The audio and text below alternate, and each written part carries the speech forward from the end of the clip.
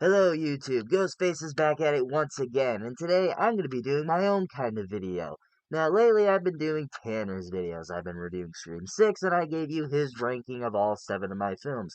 So, since I am Ghostface after all, I'm going to give you my ranking of all of the Ghostface throughout the 7 Scream movies. So how I'm gonna rank these ghost faces is based on three criterias. I almost forgot how to speak. Is one, how good the reveal is. Two, how good their motive is. And three, how much I like the actor. That definitely plays a part in this. So through all these movies, I counted around 16 ghost faces. And before I even begin, if you are not stupid and actually have some common sense, obviously there's going to be spoilers in this video. So if you don't want spoilers for Scream 7 or any of the other Scream movies that apparently you just been living under a rock and haven't watched yet, don't watch this video. You've been warned. Don't yell at me that I spoiled the movie for you because you're too stupid to watch this. So with that out of the way, here's my ranking of all 16 Ghostfaces. And no, I will not be included the MTV Ghostface reveals or anything like that. I didn't watch it. That's a lie. I watched the first season. I didn't like the first season, so I didn't watch the other ones. I want to get that out of the way. And I won't be including any of the stab ones either. This is basically just the same ones. So, enough stalling. Here's my ranking of all 16 Ghostfaces. So starting off with the worst Ghostface at number 16, this is by far the worst one for me, mainly because it's revealed in like a joking manner, something out of like Scary Movie. Number 16 is going to be Carl, or Carlos, or I don't even know this guy's name. Who the fuck is that guy? Who the fuck is that? I think it was Carl. Anyways, Carl from Scream 7. So this is a joke, basically.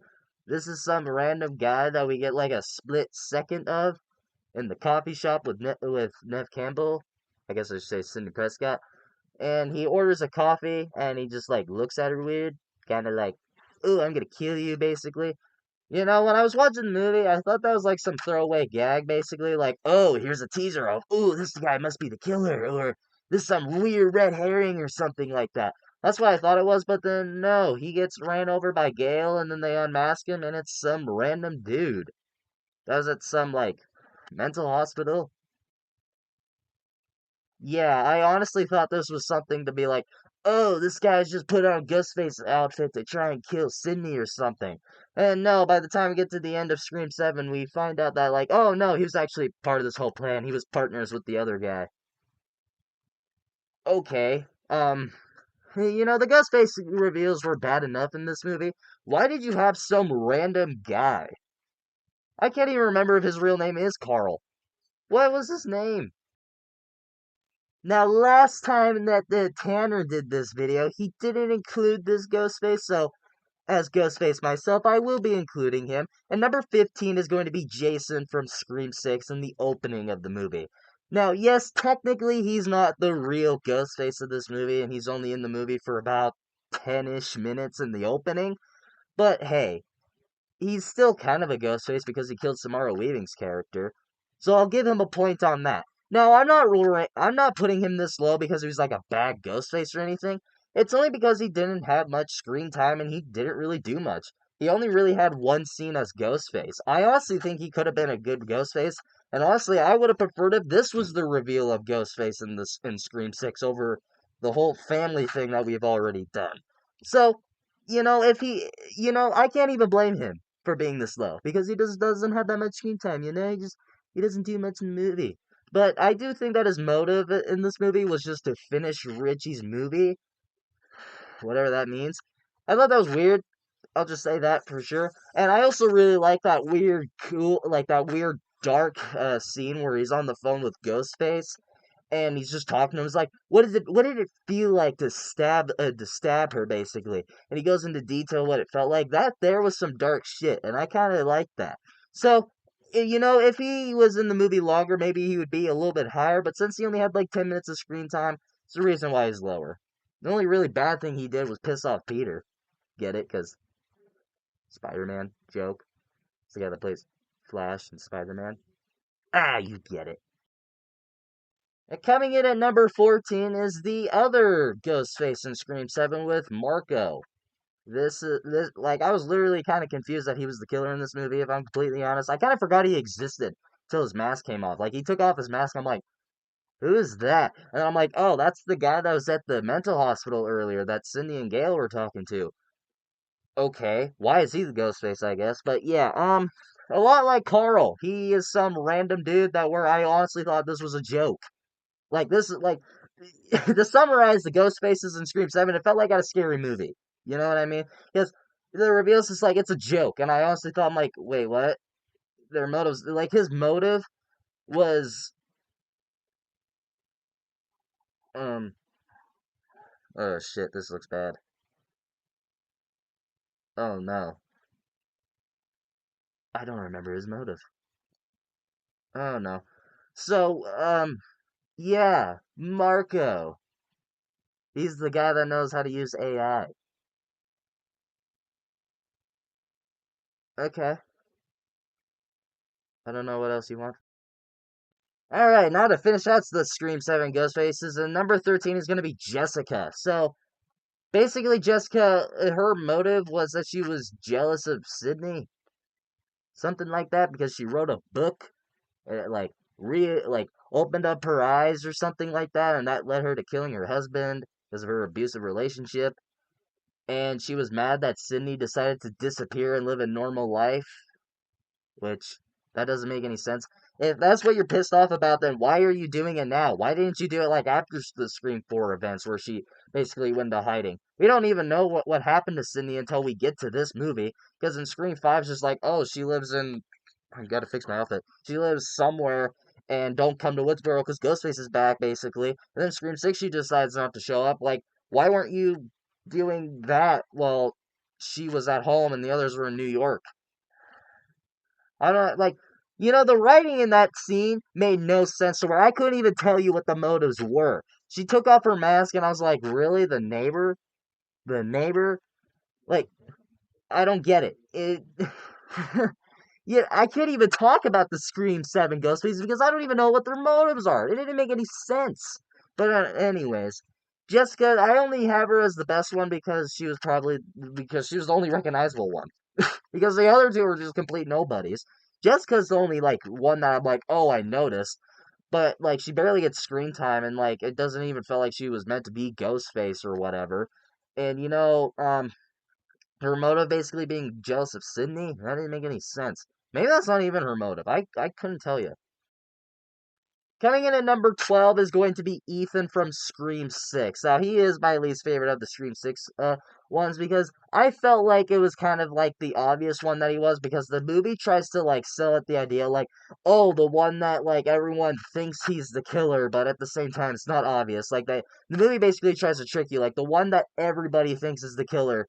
It's like, oh, since everybody thinks he's the killer, that means he's not the killer, right? No, they reveal that he's the killer in the final act, and when he's Ghostface, like he's not very good. I don't really buy him as like this some psychopathic killer because like there's a scene where he's talking about killing Chad. And he's like, oh, it felt so good to kill him or whatever, and it's like I'm not buying it. And then he's trying to like be like he's trying to be sexual towards Tara, which was just flat out weird. And I'm like, okay, that's just weird for Ghostface. And as time goes on, I start to really just think like, wow, Ethan is that kind of character, huh? And I probably would have liked him more if he was just better as the psychopathic like character. Because when he takes off that mask and he's Ghostface or whatever, I didn't buy it. I'm just gonna be quite frank here. Quite frank. I don't know a Frank. Haha. That's a repetitive joke, isn't it?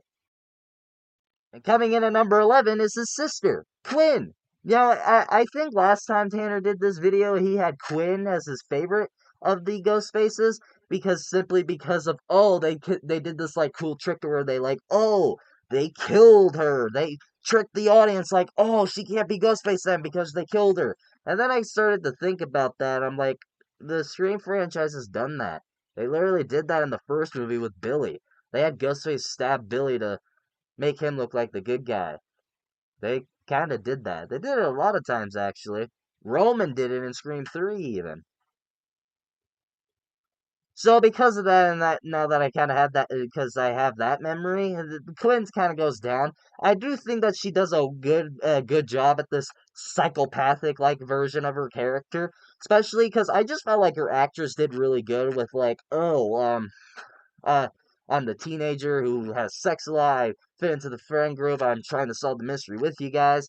And then when she takes out the mask and she's playing that psychopathic like killer and like being that really bitchy like character. I kind of really like that, you know? She does a good job, but however, I think just as time goes on, it's just like, oh, other ghost faces have done the fake death thing to where it's just like, eh.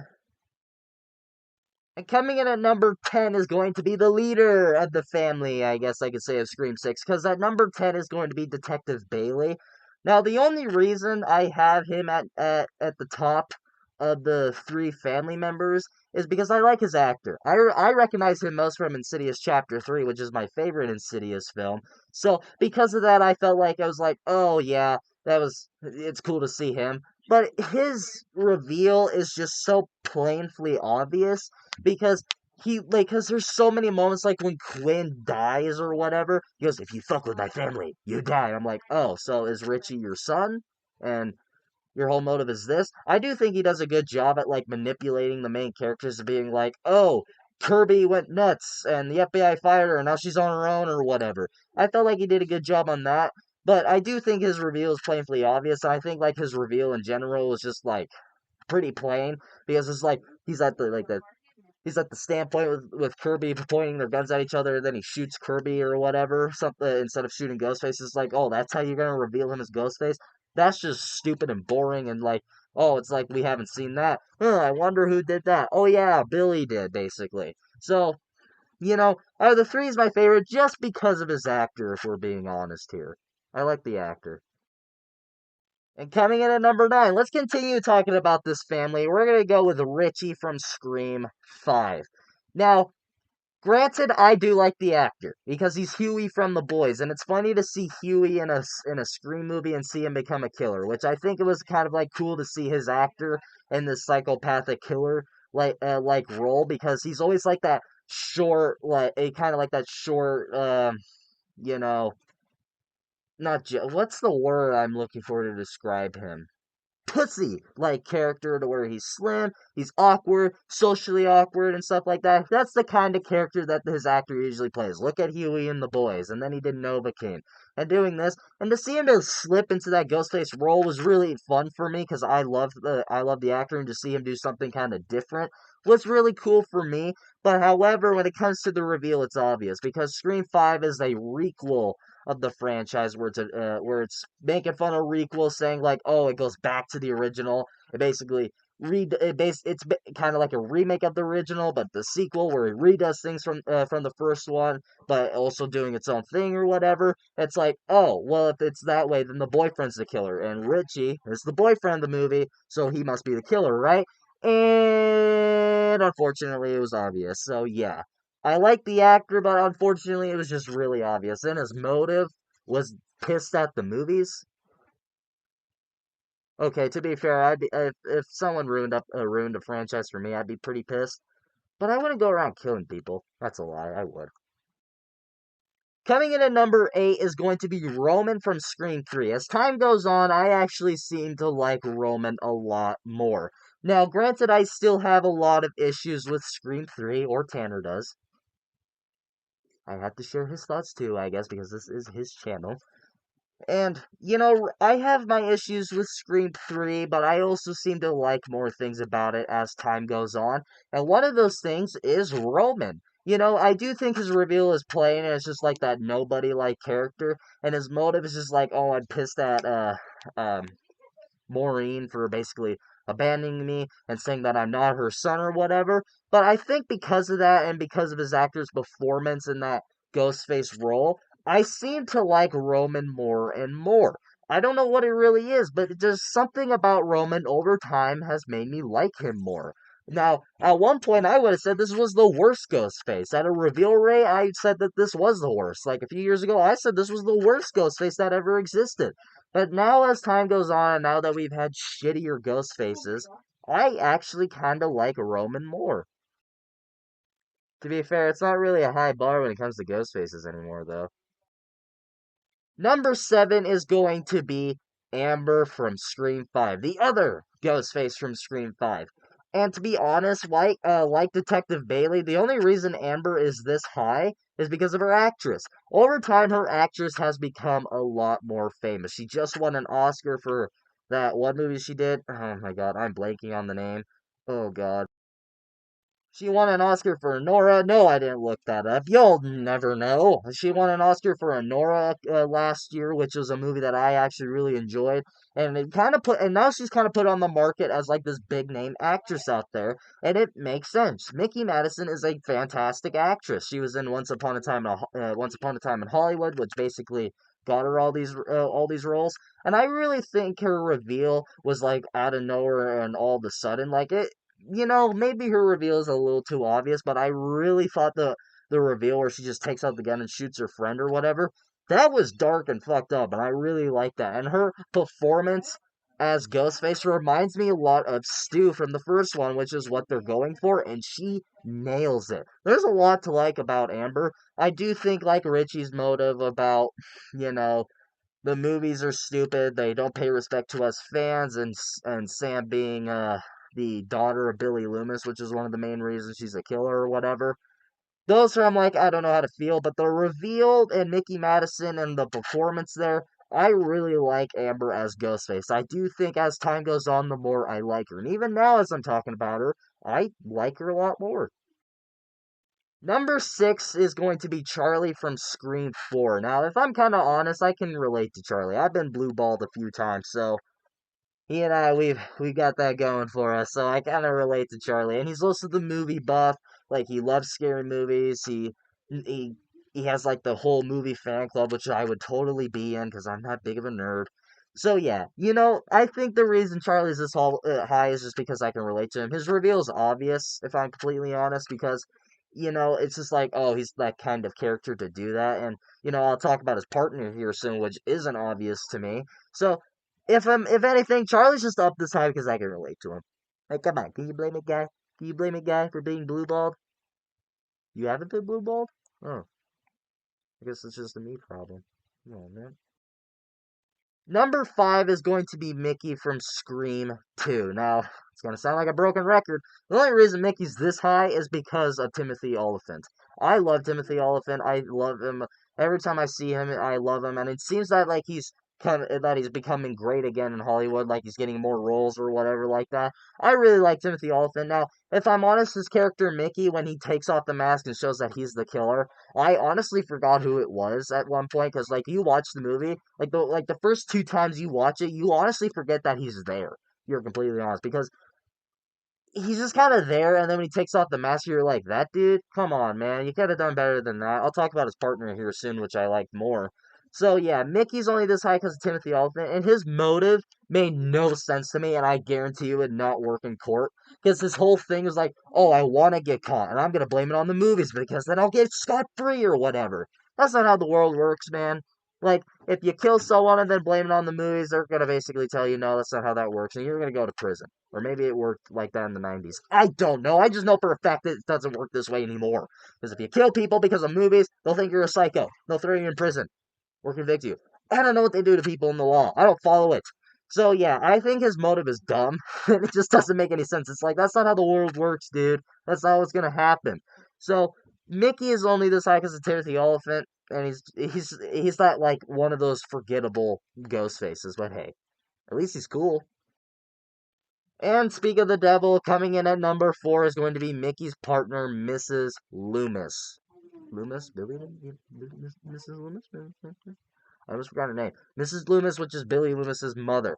Now, I really think her motive is what has her up this high. Now, I do think that unfortunately they kind of fumbled that character because they had her as like this weird reporter person that kept following Gale around that was like this obsessive woman or whatever, which I don't really like how they made her out that way. I guess to keep her like, oh, I don't know, like less obvious that she might be the killer. So On that end, I am a little bit disappointed on, but however, I do think that Mrs. Loomis's motive about wanting revenge for Billy's death was a really cool idea because it reminded me a lot of Pamela Voorhees from Friday the 13th, which is what her character's based on. Because Pamela kills people because, oh, they killed my Jason or whatever, and Mrs. Loomis wants revenge on Sydney for killing Billy. I think that motive alone is what keeps her up this high, and when she's the Ghostface and playing that psychopathic like role, she does a good job, and especially with Cotton Weary and trying to get into his head like, hey, she sent you to prison for a year. Let me kill her, and then you'll be the star that you've always wanted to be, or whatever. Like that manipulation she tries to do to him, I think was really cool, and I really like that at the end. So Mrs. Loomis's motive alone is what has her up this high. And now moving on to the top three, and if I'm honest, by the time the next Scream movie comes out, all these top three might shift around a little bit because these three ghost faces I think are some of the best reveals and some of the best ghost faces we'll ever get in the franchise. So at number three, I might get a little bit in trouble for this one because at number three is going to be the original one that started it all, Billy Loomis. Billy Loomis, to me, I just really like Skeet Ulrich, especially since I've been seeing him more and more in movies. Like he was just in the Five Nights at Freddy's 2 movie in a small little role. Skeet Ulrich and seeing him also return in the other Scream movies is really cool. Billy Loomis is what started off this whole franchise and especially Skeet Ulrich's performance but when he finally turns into the psychopath that he truly is is probably one of the best performances we'll ever see from a Ghostface actor because he does a really good job. And I do think that he did a good that he's the original. He's the OG. It's hard to beat the OG. Billy Loomis to me is easily one of the best of the franchise, and I don't think it will take a lot to argue that. So yeah, his reveal is obvious. Like it's right out of the get go. It's always the boyfriend in horror movies is what this and this movie pokes fun at that, which it usually does. So yeah, I do think that his reveal is obvious, but his motive is pretty messed up because it's like, well, Sydney, your mother was having sex with my father behind my back, and that's the reason my mom left. So I basically blame you and your mom. So I wanted revenge. So I killed your mom, had a little bit of fun, and decided to do more. That whole darkness to him is both scary and sad at the same time, and I think that's why Billy is one of the best ones we'll ever get. Coming in at my number two is going to be Jill from Scream 4. To me, this was the first Ghostface reveal that genuinely shocked me. The first time I watched Scream 4, this movie genuinely shocked me at who the reveal was. For Tanner, I guess I should say. Because I'm Ghostface. But Jill was probably the first one I was like, oh wow, I did not expect that because you think with being the niece of Sydney, they were gonna do like this thing like, oh, Sydney's gonna pass the torch to her to be the new Sydney Prescott or whatever. Which how many of these movies have we done that to where we try to pass on the torch? I think this was the first one. Then we had Scream 5, now we have Scream 7 where we're trying to pass the torch. And you think that Jill is going to be the next Sidney Prescott, but no, she is the Billy Loomis of this movie. And my God, did they do a good job. And her motive of wanting to just be famous and have all the fame that Sidney did for being a survivor of Ghostface attacks, it is genuinely scary. It is genuinely a dark motive and a dark moment in this movie to where it just has you like, holy shit, you're a crazy bitch, basically. Jill is one of the best ghost faces of this franchise, and there was rumors that she was gonna come back and like how she was still alive.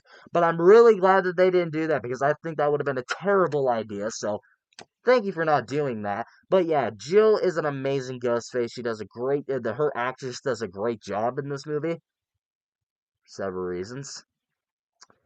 So what? She has a crime history. It doesn't matter. But coming in at my number one, my favorite Ghostface, and this was always my favorite Ghostface before Scream 7 came out, before all the theories came out, and that is Stu Macher. I love Stu Macher. His energy coming from Matthew Lillard, where he has a lot of energy. He's real like he has like he's very energetic for a Ghostface. Like these days, you gotta have a sequel. Stu Macher to me is just the most energetic Ghostface, the most fun Ghostface, and it all cause of Matthew Lillard. Matthew Lillard does a great job in this role. I also just love how his motive is just peer pressure. I'm far too sensitive, which that's scary enough. Like, holy shit, you just got peer pressured into killing people. That's a little scary. So yeah, I and even when to see him come back in Scream 7, and the rumors are gonna stay forever that maybe Stu is still alive because of one little scene in Scream 7. So yeah, I just love Stu. He's always been my favorite, only because of Matthew Lillard's energy. Before I saw this movie, I had always seen Scooby Doo, so to see Shaggy as Ghostface, that was just fun for me. You know what? At the end of every Scream movie, the Ghostface reveals himself. I'm talking about Ghostface in this video, talking about reveals and motives. I think it's time that I reveal myself. It's me. I bet you could have guessed that, huh? It's hot under that mask, dude. I don't know where my glasses are. But yeah, it was me the whole time. Bet you didn't see it coming, huh? No, you did. But hey, at least my reveal was better than from Scream 7. But thank you all so much for watching my ranking of all the Ghost Faces, and thank you so much for watching the last other two Scream videos that I made. I love doing this. I did this a few years ago with Scream 6 coming out. Dear God, my nose is my nose hurts from wearing this mask. It's not pleasant being under this thing. But yeah, thank you all so much for watching. I'm sure I'll be back at this doing being dressed up as Ghostface again when Scream 8 decides to come out. Who knows when that'll be. But yeah, thank you all so much for watching, and let me know your guys' ranking of all the Ghost Faces down in the comments below if you have time to type all of that. But thank you all so much for watching, and if you like this video, like it. If you love it, subscribe, hit the bell notification so you will get notified for all of my latest videos. And for future Ghostface and Scream content, hit that subscribe button as well. And thank you all so much for watching, and as always, I will see you all next time. And Ghostface will see you next time too.